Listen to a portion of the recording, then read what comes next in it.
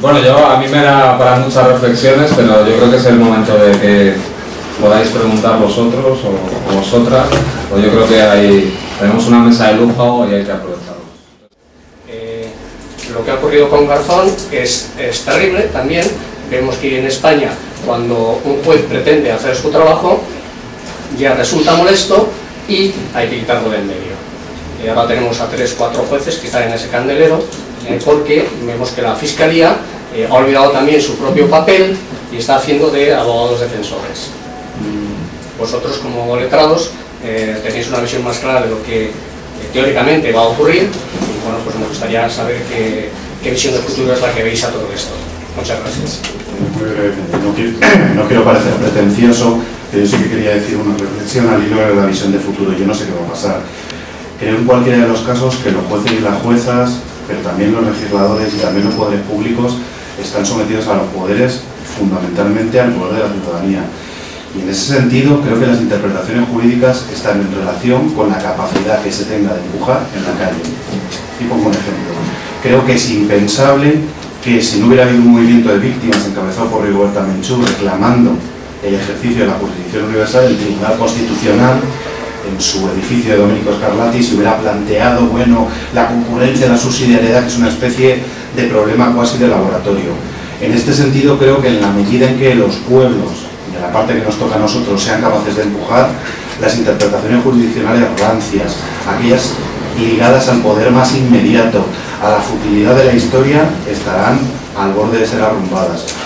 Yo no quiero parecer, y decía, pretencioso, pero para mí esta ley es absoluto papel mojado. Otra cosa es que haya jueces valientes que sean capaces de decir eso y firmarlo en una sentencia.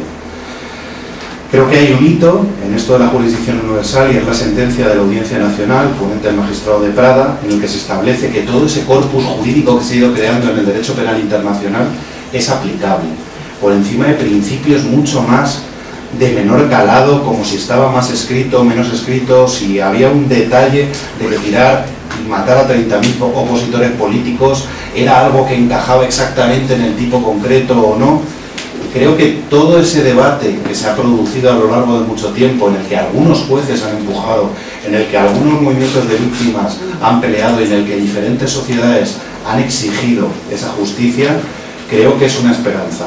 Es decir, esto es un equilibrio de fuerzas y otras para atrás, pero tampoco es gratis. Quiero decir, ni esta ley no supone que el Estado español a nivel internacional se sitúa pues con aquellos sátrapas, es decir, con los vulneradores de derechos humanos, con los defensores de la impunidad. Ese es el paso que hace el gobierno español.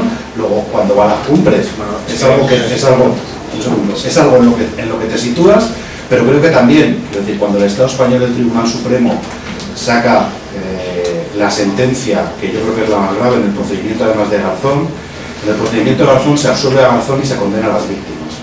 Es decir, a Garzón se le absuelve en su procedimiento por el tema del franquismo, pero se condena a las víctimas diciendo barbaridades del calibre como que hay los bandos, que todos cometen atrocidades, y esas barbaridades que van en contra del derecho penal internacional, que niegan los hechos, no hay ninguna persecución masiva de opositores políticos acreditada en ninguna parte, ni en la causa general, y mira que dedicaron tiempo, esfuerzo, medios y mentiras. Bueno, pues esas decisiones yo creo que no son gratis. Es decir, los magistrados del Tribunal Supremo que han firmado esas resoluciones pues tienen el cartel internacional que tienen. Quiero decir, yo creo que Bush es difícil que vaya dando por ahí conferencias de derechos humanos, salvo con 4 mercenarios y un público autopagado y autosatisfecho a sí mismo. Creo que a Aznar le pasa lo mismo y creo que a Blair le pasa lo mismo.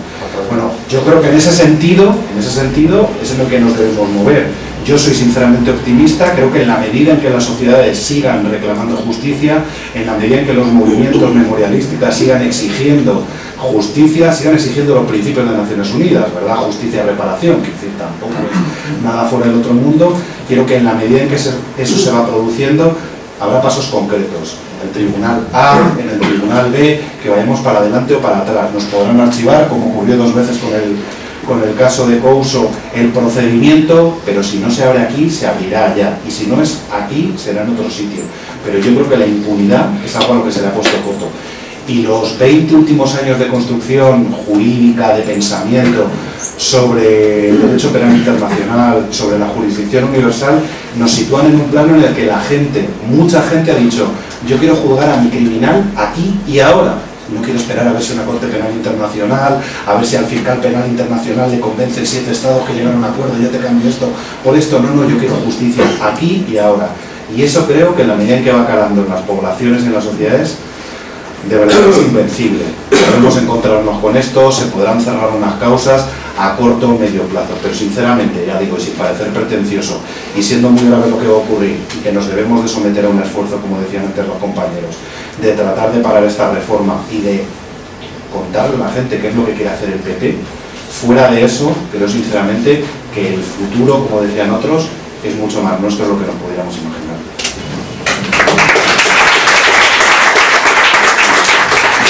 Quisiera saber la opinión que tenéis sobre cómo se puede aplicar la justicia universal sin que paralelamente haya un cuerpo de policía independiente universal. O sea, porque a veces la justicia va ligada a la fuerza, entonces si necesita un cuerpo de policía universal independiente de cada país, ¿cómo se puede perseguir a los criminales? Sí, bueno, te refieres a los condicionamientos de Interpol, a lo que hacía referencia a Javier, ¿no? Bueno, efectivamente, hasta que surge el tema de Javier, en general, las órdenes que se han dado a Interpol, en general han sido cumplidas. De hecho, por ejemplo, la orden que da la jueza argentina respecto a los torturadores del franquismo es acatada por Interpol, ¿no? Pero hay efectivamente movimientos para determinar que en algunos casos Interpol, cuando se trata precisamente de ejercicio de esta naturaleza de jurisdicción universal, se necesitará el consentimiento del Estado afectado por esta situación. O sea que hay movimientos también en ese sentido. Pero bueno, esto forma parte, todavía esto no está establecido así. Por ahora tenemos antecedentes importantes. En su momento Pinochet fue detenido por Ecotranchal, que teóricamente podía haber hecho la vista gorda. Otro militar argentino, Cavallo, fue detenido en México en su momento por parte de Interpol a requerimiento de Garzón. Se han producido otras detenciones a través de Interpol en procedimientos de justicia universal, pero obviamente que estamos con nuestro problema. El problema existe y bueno, tendrá que ver en cada momento cómo se plantea la solución del mismo. Efectivamente, en la medida que se vaya avanzando en estas ideas, en la medida que se vaya creando un cuerpo de doctrina, en la medida que empiece a haber resoluciones. A ver, está habiendo congresos, este año va a haber congresos importantes acerca precisamente del principio de justicia universal en distintos lugares, uno de los cuales lo promueve, por cierto, la Fundación Baltasar Garzón, y van a venir juristas a Madrid, los más importantes juristas en esta materia, hacia el mes de mayo. Ahí se va a plantear cómo implementar precisamente más eficazmente este principio de justicia universal, en todos los aspectos, ¿no? Una de las impugnaciones que se hace a este principio es que esto era, me recuerdo yo al principio cuando empezaron las actuaciones en la Audiencia Nacional, que esto es un caos, todos los tribunales de todos los países del mundo se van a querer atribuir.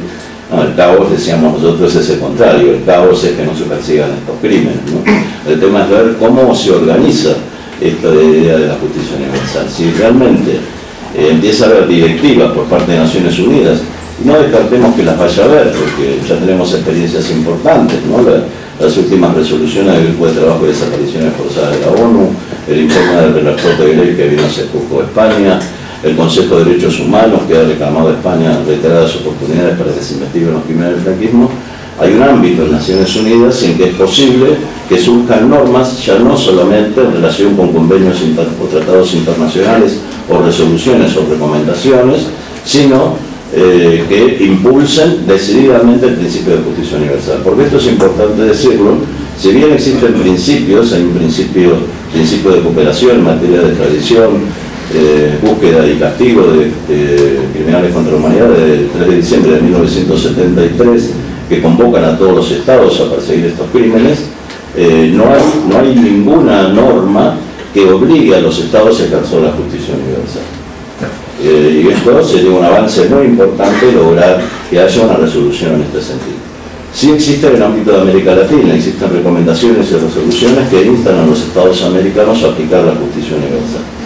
Estamos en medio de toda esta historia. Tiene que ver, la pregunta que haces es importante, pero tiene que ver con todo lo que es necesario desarrollar y las ideas y las concreciones de esas ideas que vayan surgiendo para organizar mejor todo esto, ¿no? Yo comparto lo que él decía, que estamos en un momento, a pesar de los traspiés, porque estas dificultades son producto de los avances. Si no hubiéramos tenido los avances que hemos tenido, las dificultades que tenemos no estarían planteadas. Se trata de superar estas dificultades, vendrán otras. Lo importante es tratar de fortalecer esta idea. Y esta idea ya ha ganado cuerpo en el derecho internacional, ya es irreversible, no me cabe ninguna duda, como no me cabe ninguna duda de que es irreversible el juzgamiento de los crímenes del franquismo, por ejemplo, cosa que parecía tan lejana hace apenas unos pocos años y sin embargo hoy está en el candelero. Si estas ideas han avanzado mucho y habrá que reformar y aclarar este tipo de cuestiones como la que... La segunda pregunta es que os quería pedir una reflexión sobre el Tribunal Supremo. Es decir, creo, y si estoy equivocado me lo decís, que el Tribunal Supremo resolvió en un momento que las leyes de punto final o la ley de amnistía argentina eran nulas porque los delitos de lesa humanidad no pueden ser objeto de amnistía, por lo cual parece que la justicia universal está de acuerdo. Sin embargo, el mismo Tribunal Supremo, los crímenes del franquismo se han parado en nuestra ley de amnistía de 1977. Entonces, para mí eso es una falta de coherencia, pero me gustaría oír una reflexión. Una pregunta para ti. Yo soy periodista de Cauquia, de Figaro. He visto que te habías reunido, tu familia se había reunido con al final todos los grupos parlamentarios. Porque ya has dado algunas palabras, si nos puedes explicar pues, qué respuesta has tenido y qué esperanza o no te han dado esos encuentros. Ay, perdón. Yo también soy francesa, trabajo para medios independientes. Yo quería saber si en el momento en que se plantea la reforma tiene algo que ver con dos hechos. Primero, que se refuerza la importancia de las bases americanas en España, y también se están negociando unos acuerdos que se supone que son comerciales, pero como son secretos, no se sabe, bilaterales entre Estados Unidos y Europa. Y tenía una pregunta para Olga, de haber sido testigo, si luego indirectamente fuiste intimidada o amenazada. En ese sentido, alguien decía que el derecho tiene más salida que una plaza de toros, ¿no? Por tanto, todo es interpretable. El tema es cómo interpretamos las cosas a favor de la justicia, a favor de los derechos de las personas, ¿no? Hay quienes se empeñan en eso y hay quienes se empeñan en lo contrario. En ese sentido, la primera cuestión es, España suscribió en el año 1976 el Pacto Internacional de Derechos Civiles y Políticos, y luego dictó, el 15 de octubre del 77, dictó la ley de amnistía. El Pacto Internacional de Derechos Civiles y Políticos establece que deben ser perseguidos, que no se puede aplicar retroactivamente las leyes sancionadoras, pero eso no obsta a que la persecución de aquellos delitos que sean tales conforme a los principios generales del derecho internacional. Por tanto, al firmar ese tratado, según una interpretación a favor precisamente de los derechos, al votar la ley de amnistía, el Estado español habría estado vulnerando el pacto al que llegó. Por tanto, sería muy sencillo decir, si se quisiera, de que la ley de amnistía es absolutamente irrelevante en la medida debería ser derogado, debería ser nula. Pero no es este el único argumento. También el avance del derecho internacional ha determinado que determinadas normas se conviertan en lo que se llaman normas de ius cogen, es decir, derecho internacional imperativo. La persecución de criminales contra la humanidad ya forma parte, según un sector muy importante de la doctrina jurídica, de aquellos derechos o aquellas cuestiones que son de derecho internacional imperativo, y por tanto ninguna ley, ninguna naturaleza ni ninguna práctica de impunidad pueden impedir el juzgamiento de estos crímenes. Y en relación con esto, lo que decía del Tribunal Supremo, el Tribunal Supremo efectivamente dijo eso en el caso de Silingo. El caso de Silingo llegó al Tribunal Supremo tras una sentencia de la Audiencia Nacional que condenó a Ciringo a 640 años de prisión por haber tirado 30 personas vivas al mar. Nosotros recurrimos a esa decisión porque planteábamos dos cuestiones de recurso, una que entendíamos de que se lo había condenado por crímenes de lesa humanidad y entendíamos que en Argentina había habido un genocidio y que era por tanto incorrecta la calificación jurídica. Algunos lo seguimos sosteniendo, lo mismo para el caso español, por ejemplo. Hay una diferencia que no vamos a entrar ahora en eso, importante entre lo que es un genocidio y un crimen de lesa humanidad.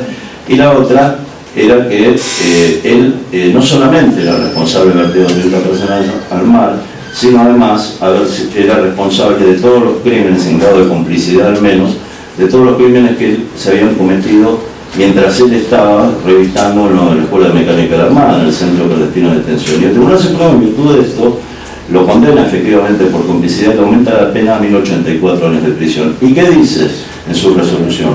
Revoca la decisión de la Audiencia Nacional, porque la Audiencia Nacional había aplicado una pena establecida para crímenes de lesa humanidad que se incorporó en la legislación española en el año 2003. Dijo que eso no podía ser porque era aplicar una norma posterior, el prejuicio del reo, pero sin embargo había que condenarlo por torturas, por sevicias, por asesinatos cometidos antes de esta ley, por el contexto de crímenes de lesa humanidad que los mismos se produjeron, quieren decir. Sin embargo, cuando ha tocado que se pronuncie sobre los crímenes del franquismo, ha dicho exactamente lo contrario. ¿No? Esta es la realidad de los hechos, es una cosa absolutamente insostenible. Como es insostenible que España se arrogue o se haya arrogado hasta ahora la facultad de juzgar genocidios y crímenes contra la humanidad cometidos fuera de España, pero no quiere investigar los crímenes cometidos dentro de España, con estos argumentos pueriles, ¿no? de que en toda guerra hay víctimas, de que... En fin, yo quería decir dos cosas. Evidentemente los tratados internacionales forman parte del derecho interno, pero yo creo que la evolución que ha dado la jurisdicción universal es precisamente eso. Es decir, es que no necesito el derecho interno. Carly antes lo ha dicho, hay una construcción jurídica que dice que estas son normas de derecho imperativo. Jus cogens es la figura, pero me da lo mismo. Es decir, hay una interpretación a partir de determinados textos internacionales, etc., lo que se viene a sostener que para la comunidad internacional estos derechos, la persecución de los crímenes de lesa humanidad, la persecución de los crímenes de derecho internacional humanitario, es tan fundamental, es tan claro, y todos los estados lo han suscrito y lo tienen tan claro, que incluso aquellos que no lo tienen incorporado a derecho interno, que es un poco lo que nos venden, ¿no? Venga, yo me salgo de la jurisdicción universal, pero no meto en mi código penal. Es que me da igual, es que no lo necesito en mi código penal. No, es verdad, son crímenes que son perseguibles y que la comunidad internacional los tiene establecidos con un amparo que afecta a todos los estados. Y el siguiente paso es, y aunque ustedes no firmen estos tratados, porque la mayoría de la comunidad internacional y la mayoría de los estados han admitido que estos crímenes son execrables y que no es porque tengas tú un nacional afectado, no es porque te pille cerca, no es porque tengas nacionales victimarios que cometen esos delitos, es porque son tan graves que toda la comunidad internacional se ve interpelada y los debe perseguir. Esa es una construcción que se ha ido produciendo y que en principio está por encima del 10.2 y el 96, que es el debate de los tratados internacionales, se suscriben y para salir de un tratado se tendría que hacer una reserva o una denuncia por los mismos trámites por los que te has adherido. Yo creo que esa batalla está bastante construida y una parte importante de los jueces y las juezas, de la doctrina científica en cuanto a la construcción del derecho, que ha planteado eso. Y enlazo ahora con lo del tema del franquismo. El Tribunal Supremo ha dicho una cosa que es una barbaridad, quiero decir, no solo porque ha establecido criterios absolutamente arrumbados, como el tema de la prescripción, como criterios que, en fin, nadie se esperaba a estas alturas de construcción jurídica, sino porque además ha regado de otras perlas que no eran imprescindibles, como el tema de los dos bandos, que es una cosa absolutamente inaudita. No hay resolución de Naciones Unidas, desde que se condena el golpe militar del franquismo hasta acá, que haya recogido lo de los dos bandos. Y viene el Tribunal Supremo en un Estado presuntamente democrático y en una interpretación jurisprudencial establece barbaridades de ese color. Bueno, pues cada uno es responsable de lo que dice y de lo que firma. Y allá cada cual con su conciencia y con su construcción jurídica. Pero yo sé que diría dos cosas. Sin entrar aquí en un debate que trae a más, la ley de amnistía es nula. Y es absolutamente nula en tanto en cuanto impide perseguir los crímenes del franquismo. Nula por el Pacto Internacional de Derechos Civiles y Políticos.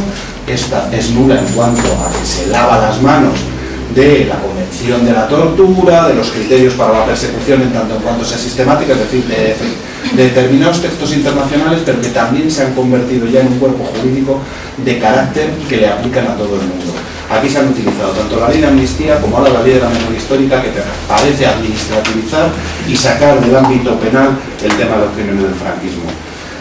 En la sentencia Esfilingo, para los que lo entendemos así, la sentencia de la Audiencia Nacional viene a decir: aplicamos este conjunto de normas internacionales. El Tribunal Supremo lo que dice es: saco esta aplicación de esas normas, pero lo pongo, por decirlo de alguna manera, como escenario de detrás, como contexto, es la frase que utiliza el Tribunal Supremo. A mi entender y a mi humilde conocimiento técnico, lo degrada un paso. Esa degradación de un paso es una degradación intencionada y voluntariosa para ir consiguiendo eso, no lo contrario, no ir construyendo ese cuerpo jurídico aplicable en todo caso, sin irse agarrando a esas normas de prescripción, el principio de taxatividad. Tiene que estar exactamente escrito cuál era el ilícito a cometer para que los presuntos responsables lo conocieran, como si no estuviera claro que la columna de Yahweh, que iba arrasando a miles y miles de personas para eliminar políticamente al adversario e imponer la paz, no, e imponer la victoria sobre el adversario político, como si eso no hubiera algún tipo de duda, o como si eso hubiera algún tipo de duda en toda la construcción jurídica desde los años 30 hasta aquí y antes, de que eran ilícitos. Bueno, yo creo que esto es algo que tiene poco recorrido. Por eso, uno de los objetivos, o yo lo entiendo así, es esa nulidad en cuanto a esa aplicación y ese articulado, esa inaplicación de todo aquello que nos aleje de esos principios de verdad, justicia y reparación. Y ojo, verdad, justicia y reparación. Es decir, no solo es saber qué ocurrió, es juzgar a los responsables con independencia de que luego se cumplan físicamente las penas o no, con independencia de lo que luego ocurra con eso. Pero tiene que haber justicia para que pueda haber a su vez reparación. Y la reparación, ojo, esto lo digo yo, es mi humilde pretensión, en todos los ámbitos. Porque aquí las responsabilidades económicas del canal de los presos o de las empresas que han utilizado el trabajo esclavo, o etcétera, se olvida. Aquí uno de los principios que se tomó también con relativo a la ley de amnistía es: ¡buf! ¡Qué lío! Seguridad jurídica. ¿Qué antes pedían 1000 enlaces sindicales por ser rojos? Es que es un lío ahora readmitirlos. ¿Y qué hacemos con las indemnizaciones? El principio de seguridad jurídica frente a una vulneración masiva y sistemática de derechos fundamentales, no, hombre, no. Vamos a equiparar los principios jurídicos y vamos a defender que por encima de algo que no es seguridad jurídica, porque el enlace sindical que estaba despedido en su casa, seguridad jurídica tenía ninguna, la tenía aquel que le había despedido ilícitamente. Entonces, bueno, creo que son unos principios que antes o después tendremos, ya digo, aquí o donde sea, y antes o después son principios que se van a establecer. Respecto a las reuniones que tuvimos, bueno, era más o menos lo esperable, ¿no? Por parte de tanto del grupo mixto y de la izquierda plural, pues toda la colaboración y digamos, en la filosofía de oponerse. Lo que pasa es que nos decían también que ellos no tienen 50 diputados y no podían hacerlo.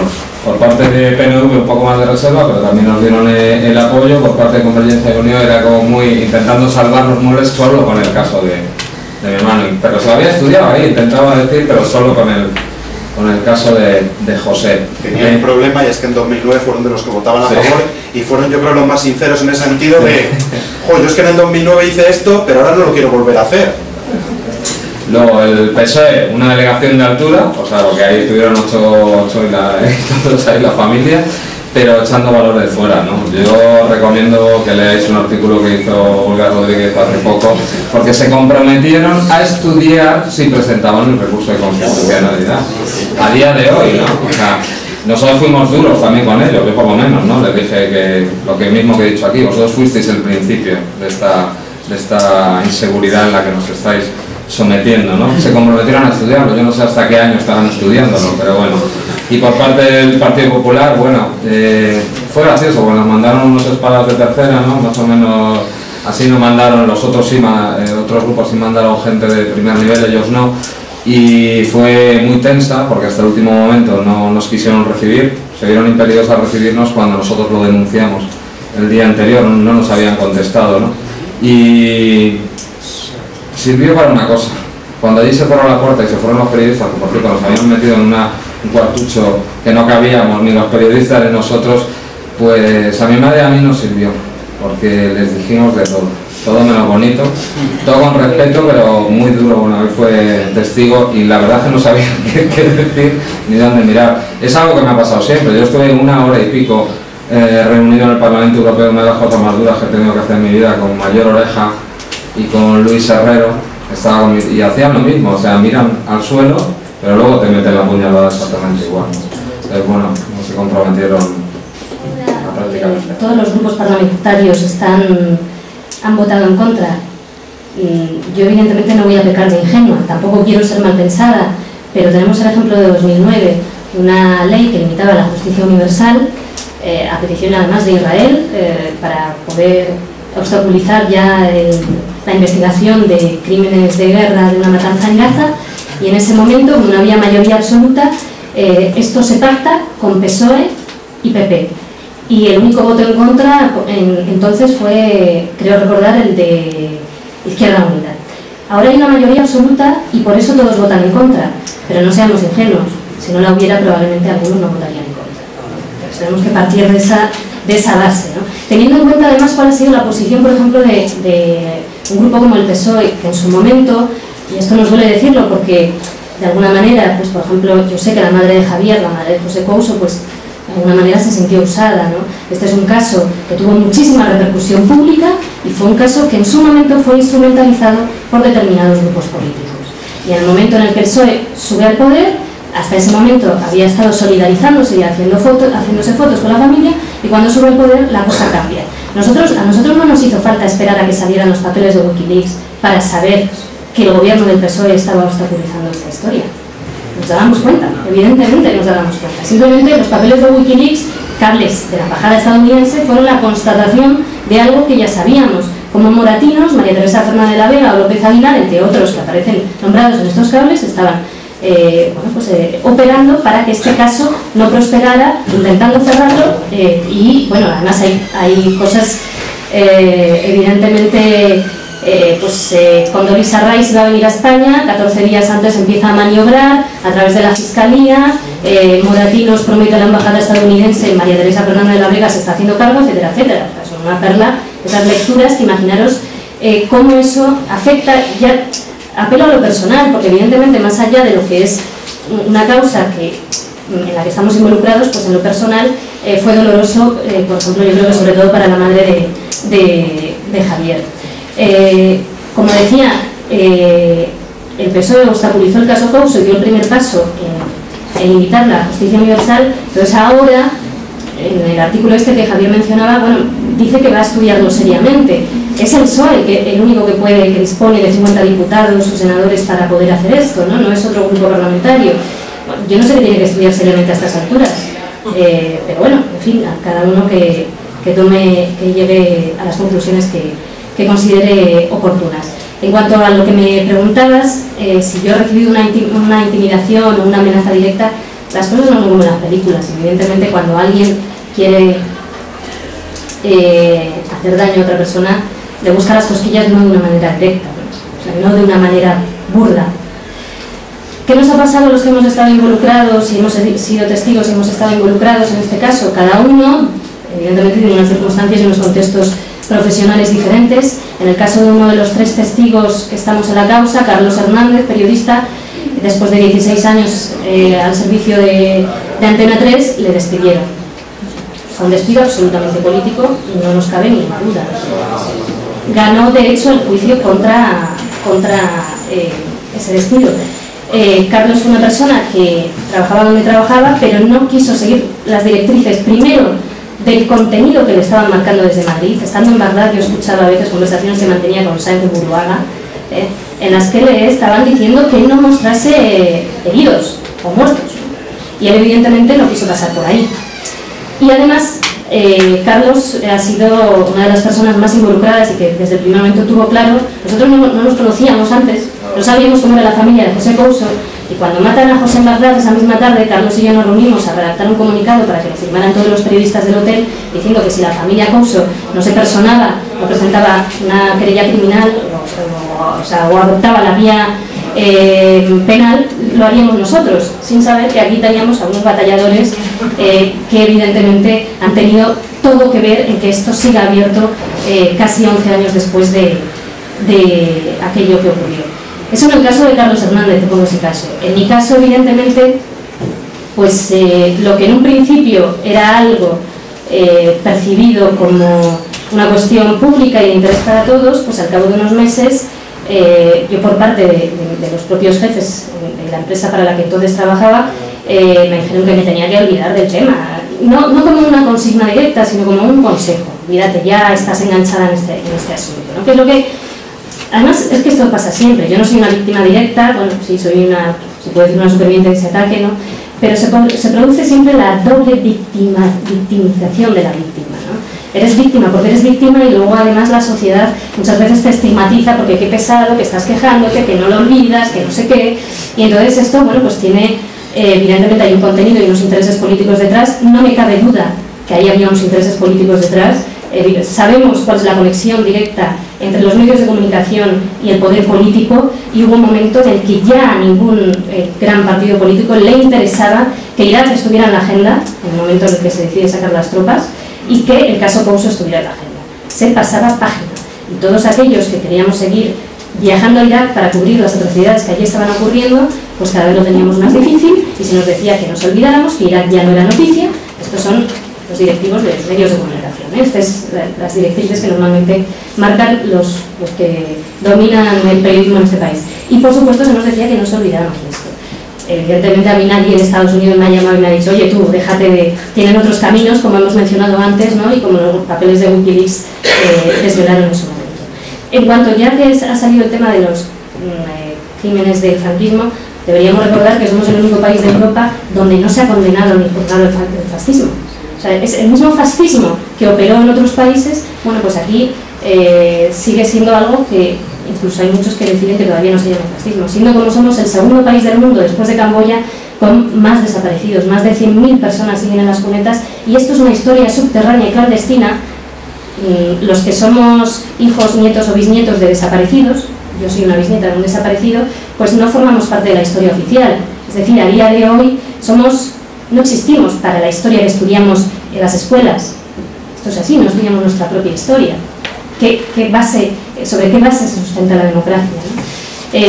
Entonces yo creo que es algo fundamental para poder aspirar en el futuro a tener una democracia real, sana, saneada y diferente, ¿no? Y que deberíamos reflexionar sobre este asunto, ¿no?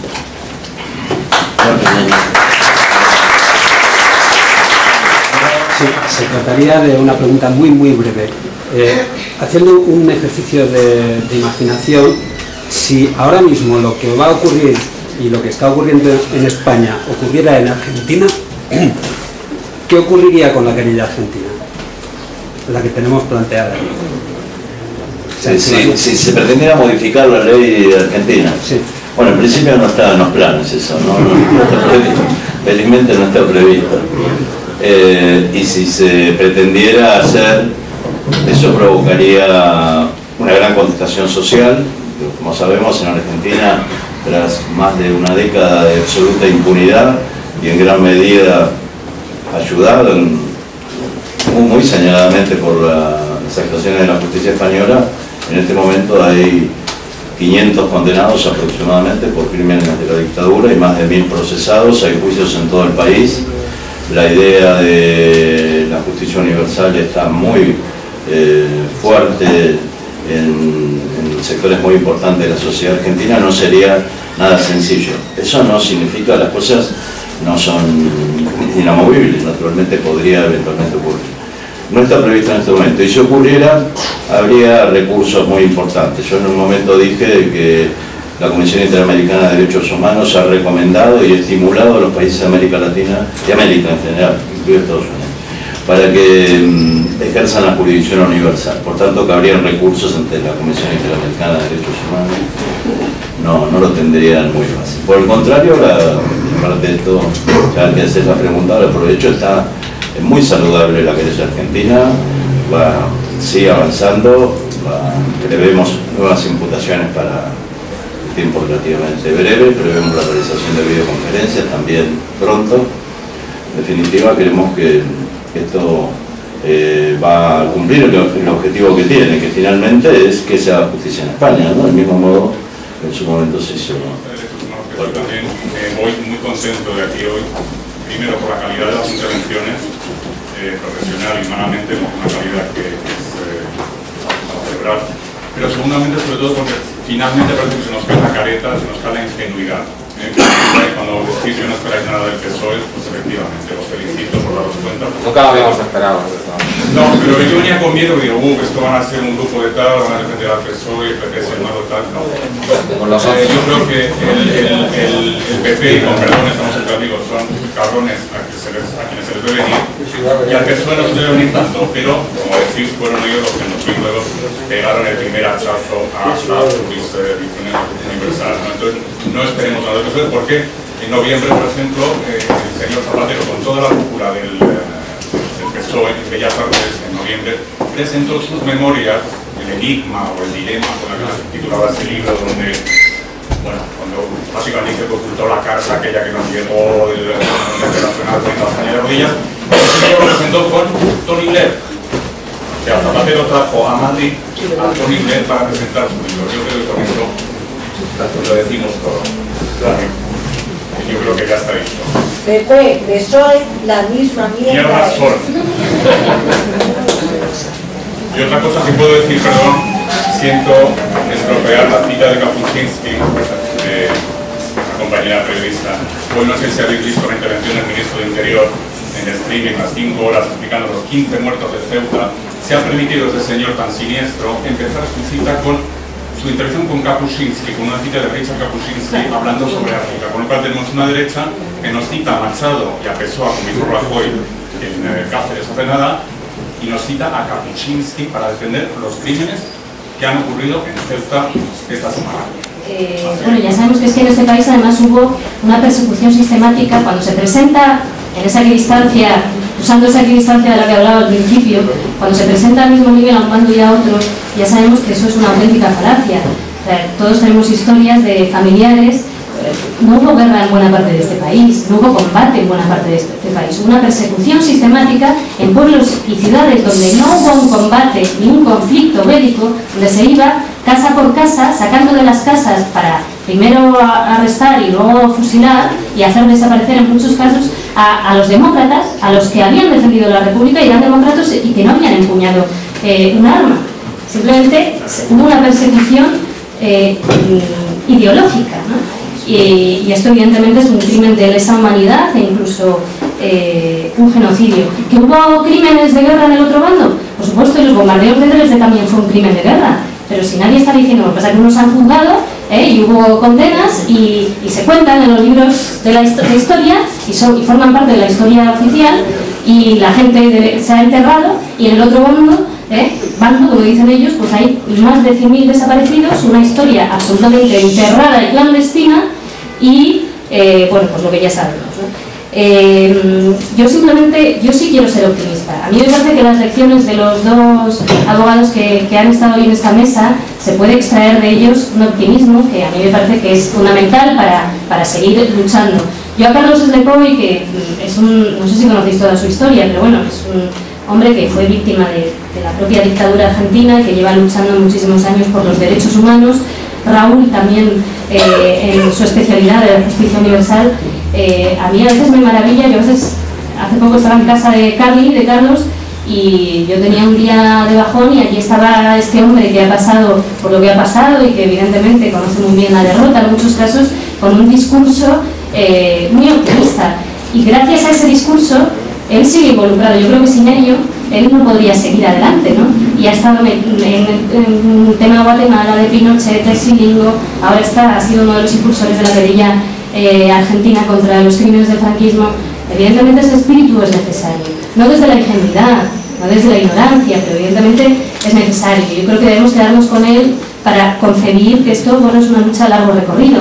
La madre de Javier siempre menciona a las madres de Plaza de Mayo argentinas, cuando las llamaban locas, que estaban ahí solas, protestando y tal, y si no hubiera sido por ellas, probablemente pues no estaríamos viendo lo que estamos viendo a día de hoy. El abuelo de mi hija es un desaparecido de la dictadura argentina y ha recibido verdad, justicia y reparación, al contrario de lo que nos pasa a los que somos familiares de las víctimas de los crímenes de lesa humanidad que hubo aquí.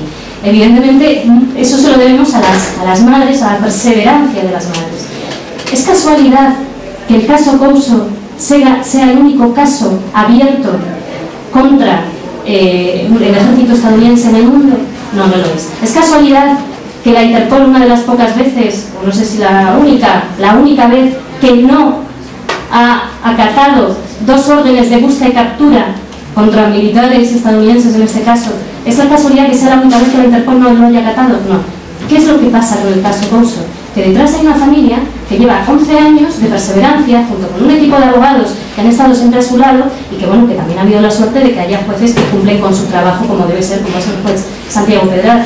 ¿Qué quiero decir con esto? Que claro que los obstáculos son muy numerosos, claro que lo que tenemos enfrente son muros muy elevados, pero que si no se intenta, no se llega. Y cuando a nosotros nos dicen, bueno, qué pena, ¿no?, que nunca los van a juzgar, lo que hemos conseguido es muchísimo ya. Para empezar, la historia de José Couso en este país se conoce muy bien, y se conoce muy bien cuál ha sido la impunidad con respecto a ella. Por lo tanto, yo creo que aferrémonos a este mensaje que también han transmitido los 2 compañeros de perseverancia. Tomemos el ejemplo de las madres de Plaza de Mayo o de la familia Couso, porque ya digo que no es casualidad que este caso, 11 años después, sea el único caso abierto contra el ejército estadounidense en todo el mundo. Parece que voy a arruinar, ¿no?, este final tan potente, tan emotivo. Bueno, en todo caso me surgía en el calor de las intervenciones con el tema este del PSOE, ¿no? Y yo sé que acá hay militantes del Partido Socialista, que esos militantes son absolutamente imprescindibles en esta pelea. Entonces me parece que creo que hay que deslindar lo que son responsabilidades de la conducción del PSOE, de mucha gente que está en el Partido Socialista por motivos familiares, por motivos históricos, por motivos ideológicos, y que quiere que el Partido Socialista sea otro distinto del que es. Me parece que eso hay que tenerlo muy en cuenta. En la pelea que estamos dando contra lo que viene el franquismo, hay muchos militantes socialistas en la coordinadora de apoyo a la querella que están empujando y están haciendo todo lo posible para que esto avance. Quiero dejarlo esto planteado y compararlo con otros socialistas que creo que no lo son, evidentemente. Y recordaba yo, en relación con esto, unas palabras de Felipe González cuando fue detenido Pinochet. Cuando fue detenido Pinochet, el Partido Socialista, que se había encontrado muy remiso frente al procedimiento y decía que bueno, que era una cuestión de la justicia, se implicó naturalmente porque se implicó todo el mundo en ese momento. Con el éxito se implica todo el mundo. Muchos juzgados del mundo que decían que no podían actuar, de pronto pidieron la detención de Pinochet. Había como 5 juzgados europeos que pedían la detención de Pinochet y que antes no habían hecho absolutamente nada. Bueno, esto sucede cuando se tiene éxito, ¿no?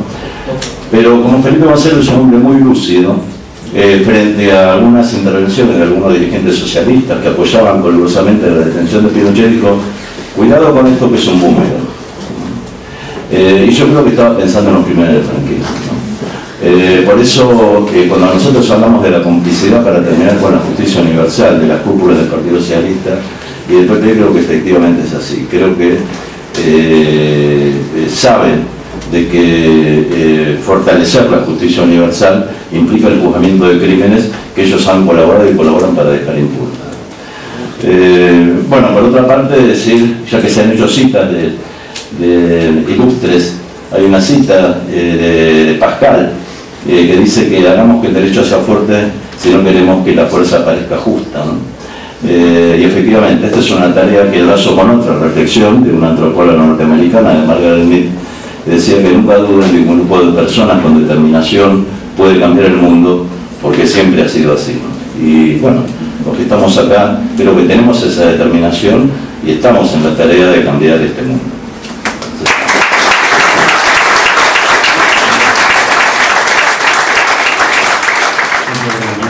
Y en el sentido contrario a lo de sentirme desamparado, cuando yo estudié Derecho, que no hace tanto, quiero decir en términos de historia, la jurisdicción universal no se estudiaba. Yo en mi facultad no sabía ni lo que era. Salí de mi facultad y me dijeron un día, no, es esto. Y tú dices, ¿y eso qué será?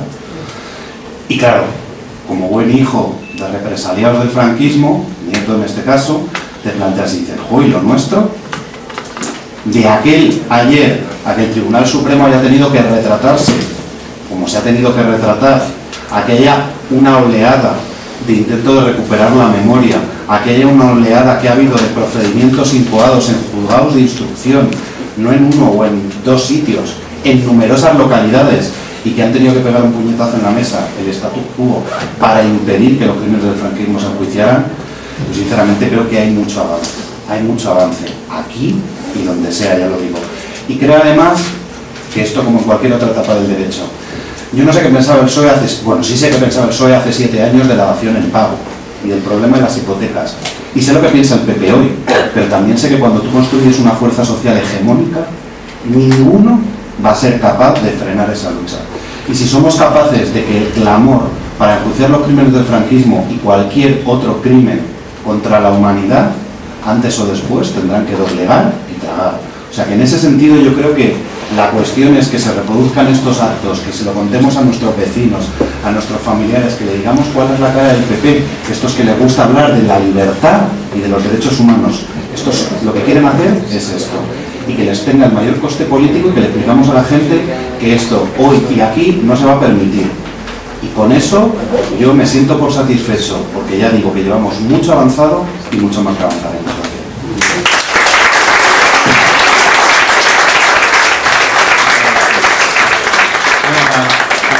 Simplemente volver al agradecimiento al CAUN, que lleva 50 años. No os olvidéis que este sitio ha estado siempre abierto para todos nosotros y que hay que apoyarlo, porque si no se apoya no tendremos estos lugares para luchar precisamente contra la impunidad. Gracias a los que han estado en la mesa, porque yo creo que ha sido una mesa de gran calidad, que hemos reflexionado sobre otro, ¿cómo podríamos decir? Otra ignominia que ha producido la marca España, exactamente igual que ese ataque a la mujer, exactamente igual que el asesinato de 15 inmigrantes amparado por nuestro ministro de la Gestapo de Interior y por el director de la Guardia Civil, que debería estar detenido por las amenazas y del Opus que ha hecho. Y bueno, simplemente, aunque parece que estamos más indefensos, y estos son los amigos de la impunidad, no les ha costado nada, tú lo decías muy bien, Raúl, el otro día, los mismos que me impiden que se investigue aquí. Nosotros creo que nuestra sociedad ha fallado un poco y nos han venido a ayudar desde Argentina. Hemos fallado un poco porque todavía durante estos años, y yo milito desde los años 80, hemos tenido absolutamente olvidado muchas veces que tenemos 100 y pico mil o 200.000 compatriotas enterrados. La única manera, yo cuando pienso en ayudar en el caso nuestro, se ayuda levantando esa impunidad. Nosotros vamos a seguir porque hemos seguido 11 años y vamos a seguir judicialmente. Os convocamos ya el día que se apruebe esta reforma ignominiosa, estaremos delante de la sede del Partido Popular por si nos queréis acompañar, por lo menos gritando de lo que son.